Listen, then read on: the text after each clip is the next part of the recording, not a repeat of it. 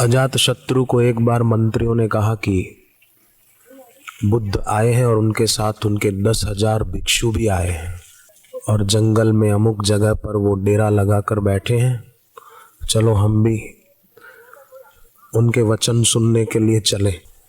राजा ने कहा ठीक है, हम चलते हैं सेना को साथ में लेकर। मंत्री बुद्धिमान थे, उन्होंने कहा कि एक भक्त होकर चलो, राजा होकर नहीं, सेना को यहीं छोड़ो। बोले ठीक है चलो। चले, जंगल में चलते गए, सन्नाटा चारों तरफ, कोई आवाज नहीं।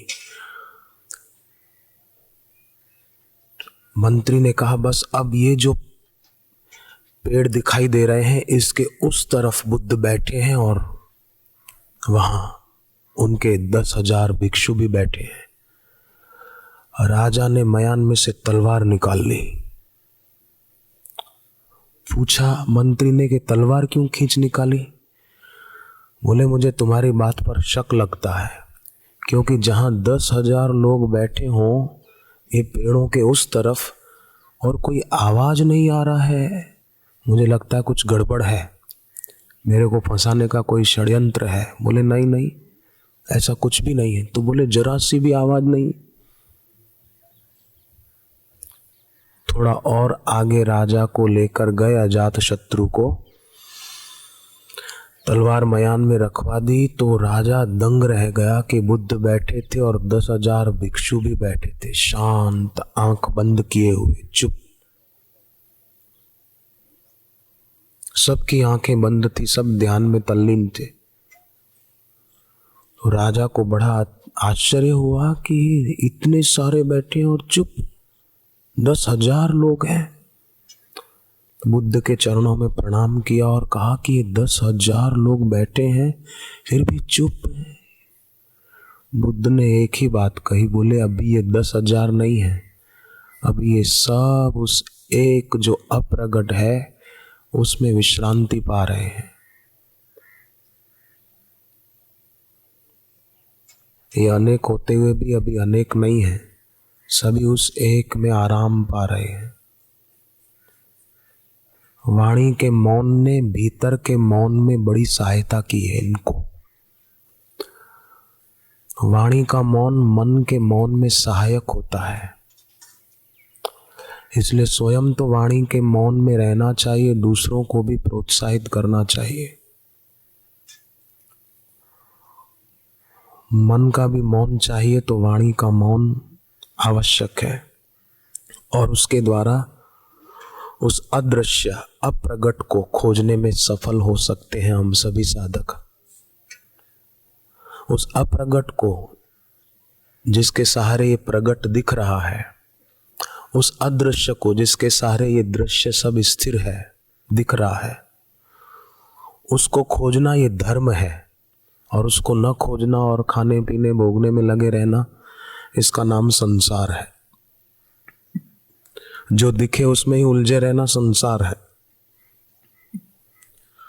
तो जो भी साधक आश्रम में आते हैं पूनम के निमित्त या कोई न कोई कार्यक्रम के निमित्त, और गुरुदेव के परम वचन सुनते हैं, जैसे श्री कृष्ण के परम वचन अर्जुन ने सुने, तो अर्जुन ने कोई समाधि नहीं लगाई, पर फिर भी अर्जुन का काम सुनने मात्र से हो गया, क्योंकि भगवान जो बोल रहे थे वो परम वचन थे और अर्जुन ने आदर से सुने। 10वें अध्याय के पहले श्लोक में भगवान ने कहा कि हे महाबाहो, मैं फिर तुम्हारे लिए परम वचन कहता हूं, तुम ध्यान से सुनो। श्रृणु में परमम वचः, तुम मेरे लिए अतिशय प्रेम रखते हो, इसलिए मैं तुम्हारे भलाई की इच्छा से ये बात कहता हूं। शिष्य गुरु के लिए अतिशय प्रेम रखता है तो गुरु शिष्य की भलाई के लिए परम वचन कहते हैं। अर्जुन का श्री कृष्ण के लिए प्रेम था, साधकों का सदगुरु के लिए प्रेम होता है, तो गुरु परम वचन कहते हैं। अब देखो, एक वचन ऐसा होता है जिसे हम सत्य वचन कहते हैं, है ना, कि ये सत्य बात बोल रहा है, ये व्यक्ति सत्य वचन बोल रहा है। और एक बात ऐसी भी होती है जिसे हम असत्य कहते हैं कि ये तो असत्य वचन है। तो परम वचन क्या है? भाषा कोश में अगर हम खोजें तो भाषा कोश में सत्य वचन ही परम वचन है बोलेंगे ऐसा, परंतु ये ठीक नहीं है, क्योंकि सत्य वचन के विपरीत असत्य वचन होता है।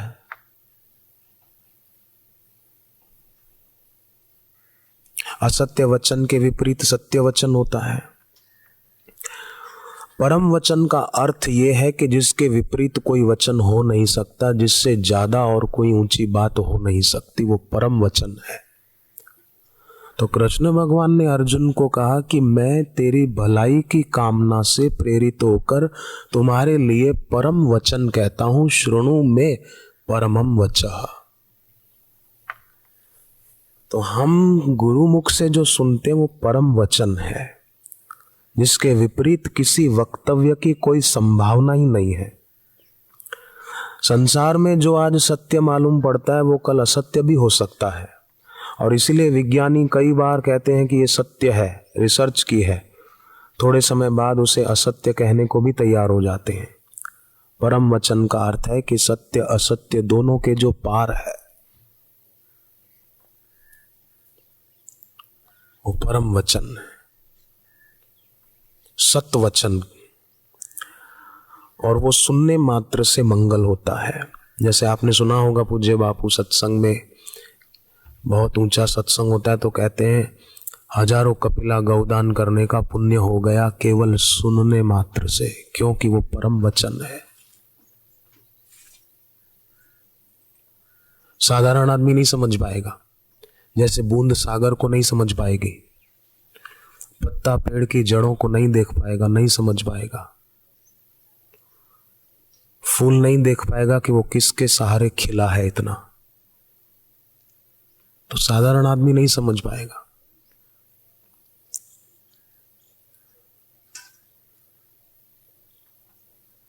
वो तो बस उसको जो दिख रहा है तात्कालिक सुख, उसी में उसको मजा आएगा। तो परम वचन जो सत्य असत्य दोनों के पार है। एक नगर में एक नास्तिक था, नास्तिक क्या महानास्तिक था, और एक महाआस्तिक था। दोनों में बड़ा तर्क होता था। महाआस्तिक कहता था कि भगवान है, महानास्तिक बोलता था कि नहीं, हम नहीं मानते। बड़ा विवाद हुआ एक दिन दोनों में।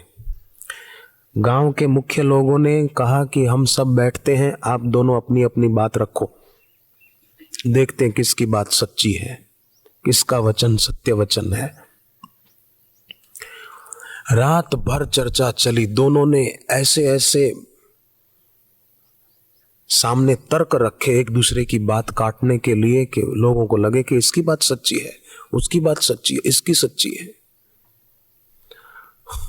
सुबह होते होते परिणाम ये आया कि जो महाआस्तिक था वो महानास्तिक हो गया, और जो नास्तिक था वो आस्तिक हो गया। क्या मिला? परम वचन सुनने से ही परम में स्थिति हो सकती है, बाकी कोई कुछ भी कहे उससे हमको लाभ नहीं हो सकता।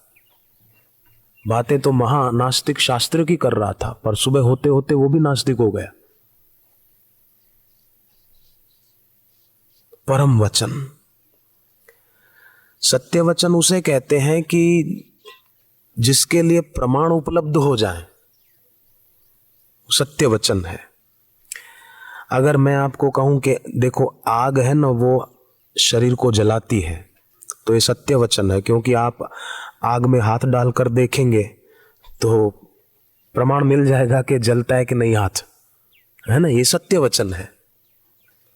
पर मैं कहूं कि नहीं नहीं, आग शरीर को जलाती नहीं है, आग तो बहुत शीतल है, आप हाथ डालो तो आपको बड़ी ठंडक का अनुभव होगा, बड़ा जैसे एसी के आगे बैठते हैं ऐसा आपको अनुभव होगा।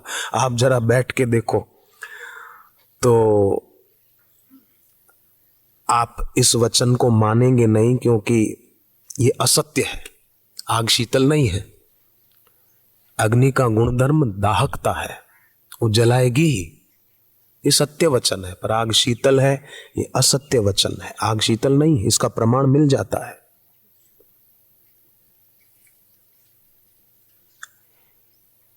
एक अंध व्यक्ति जिसके पास आंखों की रोशनी नहीं है, ऐसा व्यक्ति, उस व्यक्ति के लिए प्रकाश है ये वचन वो मानेगा नहीं, अप्रमाणित ही वचन होगा उसके लिए।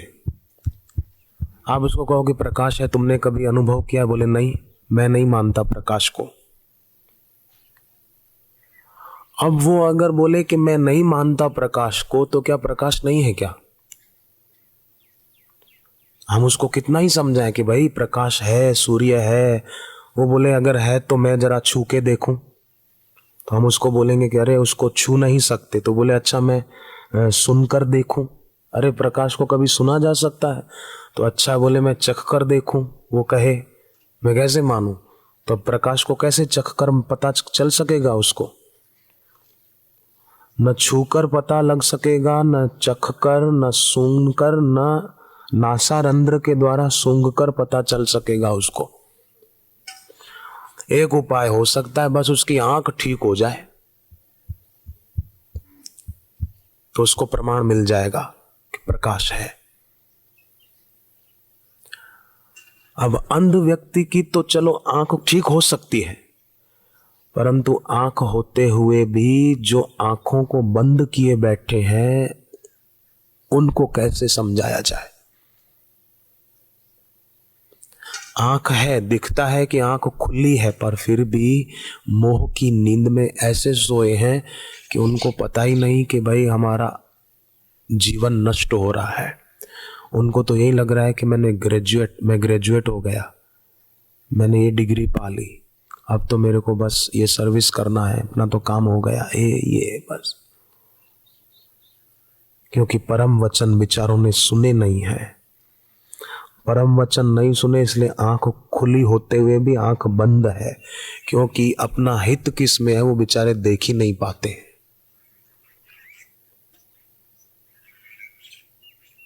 मेरा लक्ष्य बोले डॉक्टर बनना है, मेरा लक्ष्य वकील बनना है, मेरा लक्ष्य बिजनेस कोर्स करना है, मेरा लक्ष्य फलाना है। लक्ष्य बना लिए है, वास्तव में लक्ष्य बनाया नहीं जाता है, लक्ष्य पहचाना जाता है। लक्ष्य तो निश्चित हो ही चुका है, मनुष्य जन्म मिला तो लक्ष्य भी निश्चित हो गया। तो लक्ष्य को बनाना नहीं है, लक्ष्य को जानना है, और तभी जान पाएगा जब परम वचन सुने।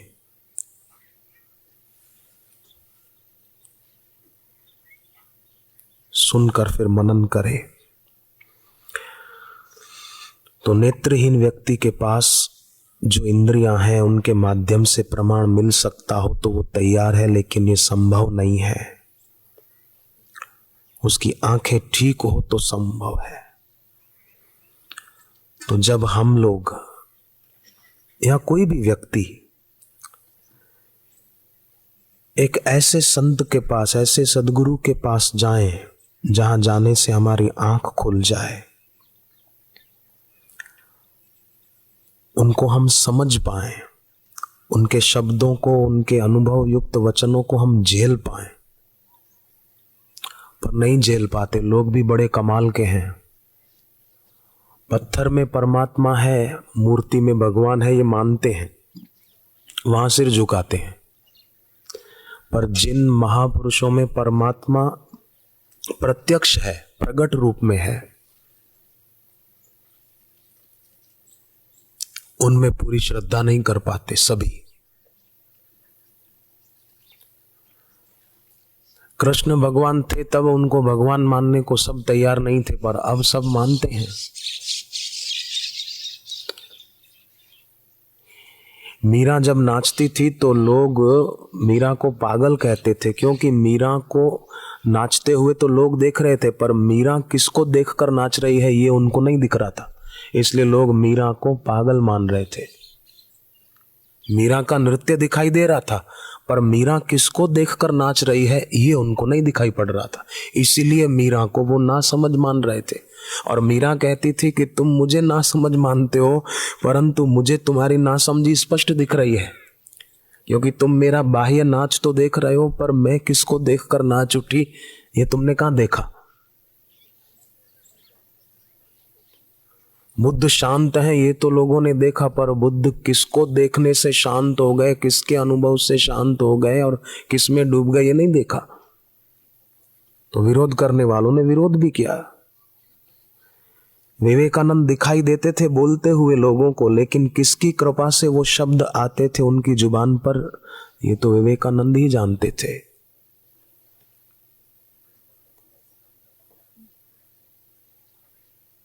तो स्वसंवेद्य है, उनकी अनुभूति है, पर उनकी अनुभूति अगर हम उनके वचनों के द्वारा सुने, परम वचन उनके, तो सचमुच। और दूसरी बात, हम अपने को बदलने को तैयार हो जाएं। अर्जुन अपने को बदलने को तैयार थे, ऐसे प्रत्येक व्यक्ति अपने को बदलने के लिए तैयार हो जाए तो उसकी साधना में बरकत आएगी आएगी आएगी। अर्जुन बदलने को तैयार थे। श्री कृष्ण की दृष्टि में जो परम वचन है वो हमारी दृष्टि में, हमारे जीवन में, हमारी स्थिति में सुधार ला सकते हैं अगर हम तैयार हो जाएं। विज्ञान जो है वो वस्तु के साथ, माने वस्तु के पीछे मेहनत करता है, और धर्म जो है वो वस्तु के पीछे नहीं, वो व्यक्ति के पीछे मेहनत करता है कि व्यक्ति बदल जाए, कर्ता सात्विक हो जाए। लोग कहते मेरा मन चंचल है, कर्ता ठीक हो जाए तो मन भी ठीक हो जाएगा। हम ठान लें कि मुझे मौन रखना है। एक संत के पास कुछ लोग प्रवचन सुनने गए, प्रवचन पूरा हुआ तो 4 मित्र संत के पास आए, बोले महाराज जी हमें आपकी पूर्ण कृपा पानी है, आप कोई उपाय बताओ, आपकी कृपा कैसे पाएं, आपके परम वचनों को हम जीवन में कैसे उतारें। तो संत ने कहा एक काम करो, थोड़ी देर के लिए आप सभी चारों मौन हो जाओ, चुप होकर बैठो। ऐसा उनको आदेश देकर संत तो हो गए चुप, आंखें बंद कर ली और वो गहरे ध्यान में चले गए। इतने में 4 में से एक बोला कि अरे कमाल है, ये महाराज भी कैसे हैं, हमको कोई बोल दिया चुपचाप बैठो आधा घंटा तक, कोई काम दे देते तो अच्छा था, कोई काम ही नहीं दिया, बस बोला चुप बैठो, ये भी कोई बात हुई, इसे तो कोई काम बता देते, कोई सेवा बता देते। दूसरा बोला कि चुप रह, संत ने कहा था चुप बैठने को और तू बोल पड़ा, क्यों बोला तू, उनका आदेश नहीं माना तूने, दिमाग खराब है तेरा। तीसरा बोला कि भले वो बोला कि कोई काम नहीं दिया, तू क्यों बोल रहा है। चौथा जोर से हंसा कि सब बोल पड़े पर मैं तो अभी तक नहीं बोला, मेरे को ही कल्याण, मेरा ही लाभ हो जाएगा, मेरा कल्याण हो जाएगा। तो हम अपने को बदलने को जब तैयार होते हैं अंदर से, तो सचमुच उनके परम वचन वो हमें परम में विश्रांति दिला देते।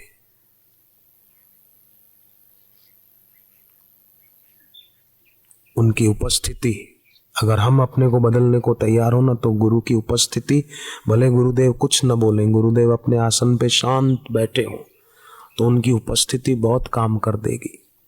विज्ञान में कैटेलिटिक एजेंट को बड़ा महत्वपूर्ण मानते हैं विज्ञानी।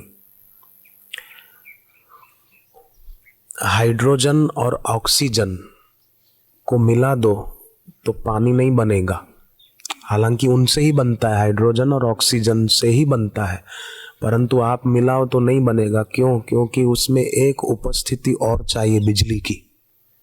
बिजली कौंध जानी चाहिए तो पानी बनेगा। बिजली कृत्य में प्रवेश नहीं करती, पानी बन गया, फिर अगर उसको तोड़ो तो हाइड्रोजन ऑक्सीजन मिलेगा, बिजली नहीं मिलेगी, क्योंकि बिजली कृत्य में प्रवेश नहीं करती। बिजली की उपस्थिति हाइड्रोजन ऑक्सीजन को मिलाकर पानी बना देती है। ऐसे ही गुरु की उपस्थिति बड़ा काम कर देती है। आपको ऐसे ही कोई कहे कि अभी बापूजी यहाँ नहीं है अहमदाबाद में, बापूजी तो है किसी दूसरे आश्रम में एकांत में, आप यहाँ पर आकर बैठो, तो आप सब नहीं आएंगे? बोले नहीं नहीं बापूजी हो तो ही हम जाए, नहीं तो कौन जाए, है ना। हाँ सही बात है, सीधी सी बात है।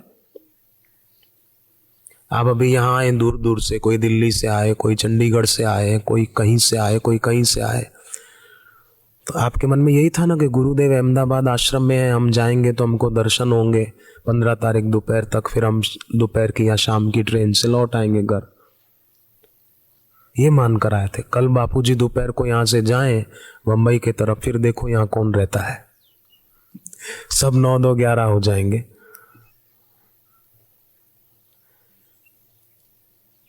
एक शिक्षक ने बच्चों को कहा कि बच्चों, घर पे हम 3 को बुलाएं और 13 आ जाएं तो तुम क्या करोगे?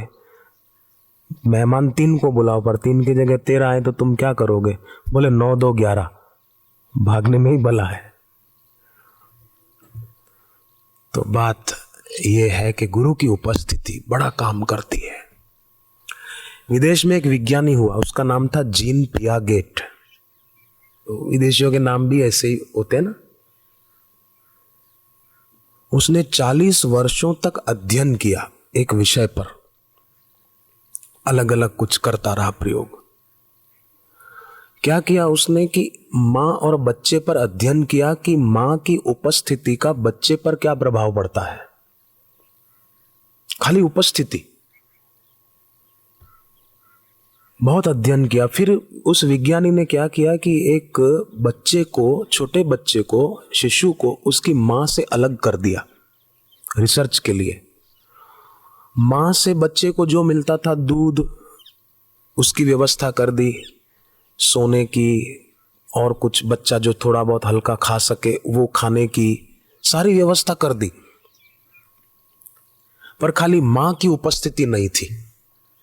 तो विज्ञानी जीन पियागेट दंग रह गया। वो आदमी के सब चीज, वस्तुएं, सुविधाएं दी गई, पर बच्चे की ग्रोथ रुक गई, उसके विकास में बाधा पड़ गई, बच्चा बीमार हो गया, शरीर उसका कमजोर होता गया। फिर जब उसको मां की उपस्थिति में रखा गया तो बच्चा फिर पुष्ट हो गया।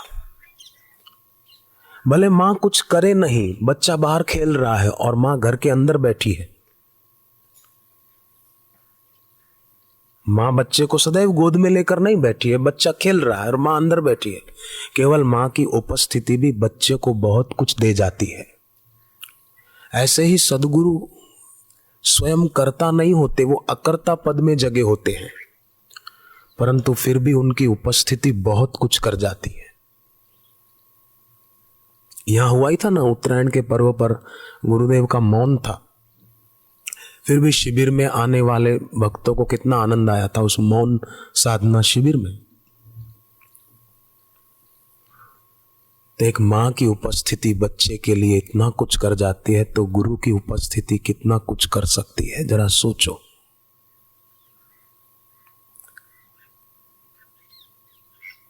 और ऐसे गुरु को पाकर भी कोई निराश हो जाए और अपने भविष्य के बारे में सोचे कि मेरा भविष्य क्या। मैंने ये देखा है कईयों के जीवन में, जो भविष्य के बारे में ज्यादा सोचते हैं ना, वो विफल हुए हैं साधना में। मेरा भविष्य क्या, अभी तो मुझे ये मिल रहा है, ये मिल रहा है, पर आखिर मेरा भविष्य क्या। वे बेचारे भटक गए। अच्छों को मैंने देखा, वर्तमान का सदुपयोग न किया, भविष्य की चिंता में उलझे गए। एक आदमी था, उसने एक संत को कहा, महाराज मेरे खेत में पानी की तकलीफ है, आप जरा जगह बता दो कहाँ मैं पानी के लिए कुआं करवाऊं। संत ने एक जगह बता दी अपनी कृपा दृष्टि से कि यहां कर, यहां तो तू 100 फुट करेगा तो भी पानी आ जाएगा, देख तू। थोड़े दिन बीते, संत वहां से लौट रहे थे, तो उसने संत को गुस्सा करते हुए कहा, आपने कहा था 100 फुट करना, पानी मिल जाएगा, मैं 150 फुट खोदा, पानी नहीं मिला, आपकी बात झूठी हो गई। आपने झूठी बात क्यों कही, पता नहीं था तो क्यों बोला? मैंने 150 फुट खोदा, मेरे को पानी नहीं मिला। संत ने कहा कहाँ खोदा? मैंने जो जगह बताई थी उधर ही। बोले हाँ उधर ही, आप आओ। बोले ले गया, आपने ये जगह दिखाई थी, मैंने इधर किया।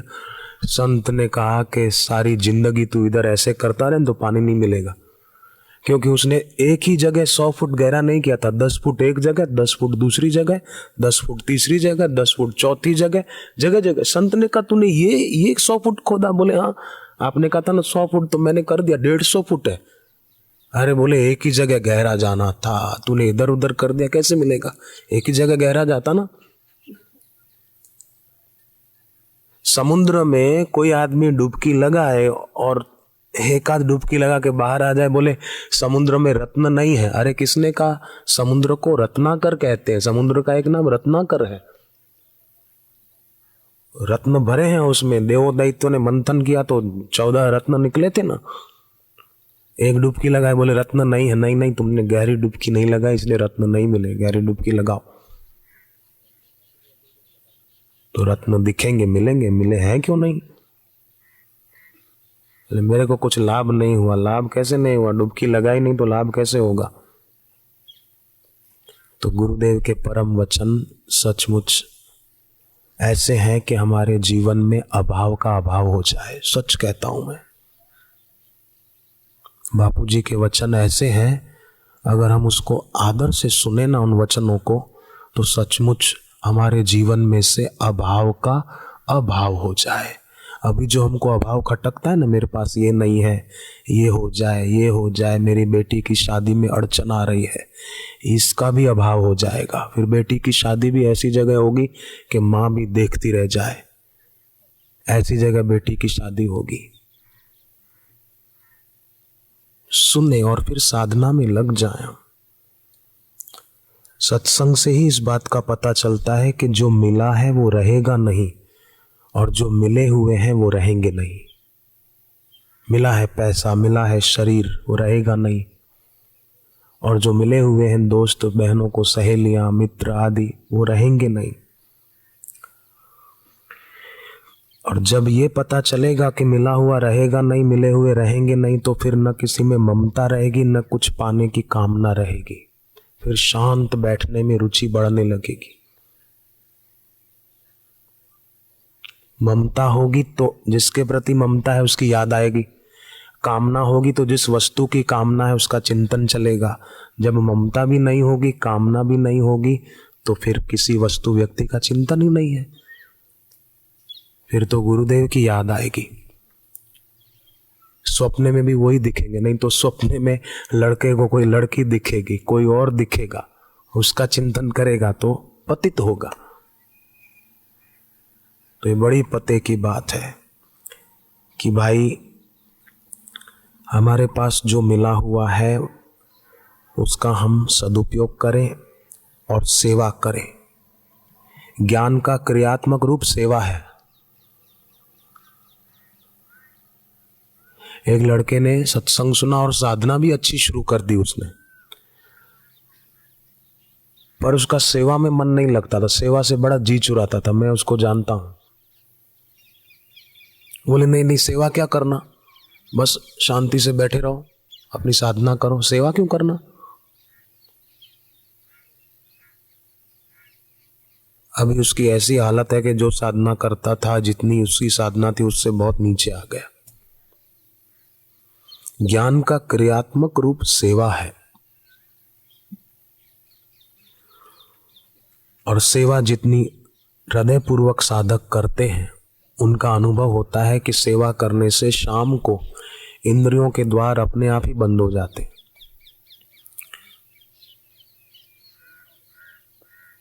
उनकी बहुत उन्नति होती है।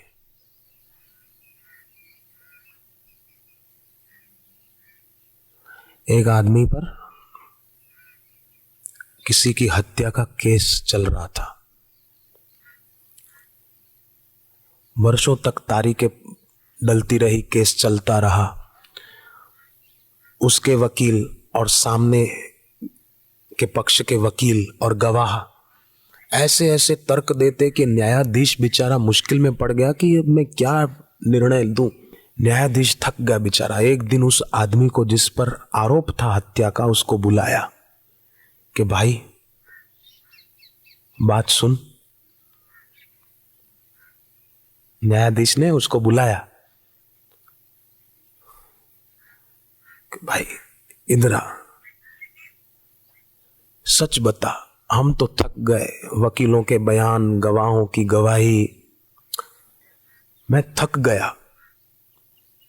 वो उसके भी तर्क ऐसे बराबर हैं और तुम्हारे तरफ के भी तर्क बिल्कुल ऐसे हैं कि तुमने हत्या नहीं की, और वो करते हैं, बताते हैं तो लगता है तुमने हत्या की है। तो मैं कोई निर्णायक स्थिति पर नहीं पहुंच रहा हूं, तुम सच सच बता दो, चलो आज तुमने हत्या की है या नहीं की। तब उसने कहा कि ये वकीलों के बयान और गवाहों की गवाहियां सुन सुनकर मैं खुद भूल गया हूं कि मैंने भी हत्या की है या नहीं की है। मैं खुद भूल गया हूं, मैं खुद असमंजस की स्थिति में हूं। झूठ भी सुनते सुनते सत्य होने लग गया उसके लिए। तो व्यक्ति जितना ये सब दुनिया की झूठी बातें सुनता रहता है ना, तो उसको फिर वही सच्चा लगने लगता है। उतना ही राग द्वेष भी उसको खूब होता है। पर जो जो साधक परम वचन सुनता है ना गुरु के, त्यों त्यों उसको किसी की कही सुनी बातों में रुचि नहीं होती। कोई फालतू बकवास करे तो बोले चुप रहे, मेरे को ये फालतू बकवास नहीं सुननी, वो वहां से उठ जाएगा, चल देगा और ऐसी जगह बैठेगा जहां उसकी साधना की रक्षा हो, कि वही साधना बिखर न जाए संघर्ष में या फालतू बातों में। और ये साधना करने से बिगड़े काम आप संवरने लगेंगे, बिल्कुल पक्की बात है। कईयों के सुधर गए। एक दिल्ली के साधक की बात आपको बताई दोपहर को, कि पूनम व्रतधारी है, उनकी 2 बेटियों की शादी ऐसे अच्छे घरों में हुई कि वो भी दंग रह गए। उन्होंने भी नहीं सोचा था कि मेरी बेटियां ऐसे घरों में जाएगी, पर हैं अभी। दूसरे एक दिल्ली के पूनम व्रतधारी, उनके भी ऐसे ही था, पहले चिंता करते थे पर अपना पूनम व्रत करते रहे अच्छी तरह से, तो बेटी सुखी।